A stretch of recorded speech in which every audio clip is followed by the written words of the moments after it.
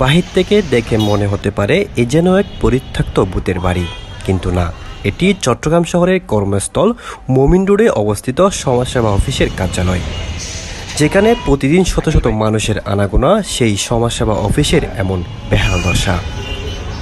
British আমলে নির্মিত শত বছরের এই ভবনটি এখন ধ্বংসসীমার মুখে। যে কোনো সময় মাঝারি তাপমাত্রার একটি ভূমিকম্পেই ভেঙে পড়তে পারে এটি, ঘটতে পারে বড় ধরনের প্রাণহানি। তবুও দিনের পর দিন ঝুঁকিপূর্ণ ভবনেই চলছে সমাজসেবা কার্যক্রম। শুধু সাধারণ সেবা নিতে আসা মানুষ নয়, অফিসের কর্মকর্তা কর্মচারীরাও কাজ করছেন চরম আতঙ্ক ও অনিশ্চয়তা নিয়ে। সবাই মিলে আমরা চাইটা বিল্ডিংটা আবার সুন্দর হোক, সুন্দর করে বা ভালো হোক, ভালো করে। গরিবের কেউ চায় না, গরিবের কেউ চায় না। গরিব কেমনে বাঁচবো? গরিবের চাইবে খালি মারি ধরে খাইবার লাই। এই দিন গরিবের চেষ্টা করে কেউ, বাড়ি নাই, ঘর নাই, কিছু নাই, এটাই বই রয়েছে কটা টাকা ভাই 3 মাস 4 মাস পরে। গরিবেলাই কেউ কান্দে, গরিবেলাই কেউ কান্দে না। পয়সা ওলাই কান্দে বাজি। আমরা তো আন্দোলন করছি, আমরা। দীর্ঘদিন ধরে ভবনের ঝুঁকিপূর্ণ অবস্থার কথা কর্তৃপক্ষকে জানানো হয়েছে বলে জানান সংশ্লিষ্টরা, কিন্তু এখনও মিলেনি কার্যকর পদক্ষেপ। পুরাতন ভবন রয়েছে, ভবনটি ঝুঁকিপূর্ণ, এটা সত্য। তবে আমরা দীর্ঘদিন যাবৎ এই ঝুঁকিপূর্ণ ভবনটিতে আমাদের অফিস কার্যক্রম পরিচালনা করছি না। আমরা এই অফিসের বাইরে একটি স্থাপনা তৈরি করা হয়েছে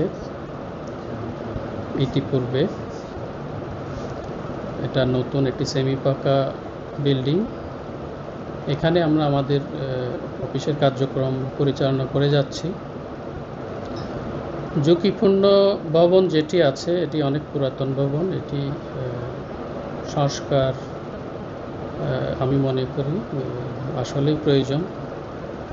আমরা সংশ্লিষ্ট কর্তৃপক্ষের কাছে এ ব্যাপারে চিঠিও দিয়েছি। আমরা যদি অনুমতি পাই তাহলে আমরা ঝুঁকিপূর্ণ যে ভবনটির ঝুঁকিপূর্ণ অংশ সেটা আমরা অপসারণ করে সেটা সংস্কার করে আমাদের অফিসের ব্যবহার উপযোগী যাতে করা যায়, আমরা সে ব্যাপারে সংশ্লিষ্ট কর্তৃপক্ষের কাছে আমরা চিঠি দিয়েছি।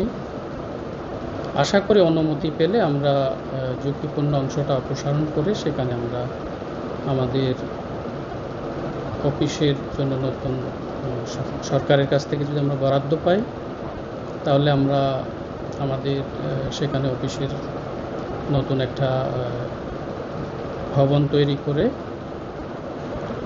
আমরা সেখানে আমাদের অফিসের কার্যক্রমটা পরিচালনা করব। চট্টগ্রামের মতো একটি ব্যস্ত শহরে শতবর্ষী ঝুঁকিপূর্ণ ভবনে সরকারি কার্যক্রম পরিচালনা কতটা নিরাপদ, এই প্রশ্ন সংশ্লিষ্টদের দ্রুত পদক্ষেপ গ্রহণের দাবি সাধারণ জনগণের। পরিতোষ বড়ুয়া, আমার বার্তা, চট্টগ্রাম।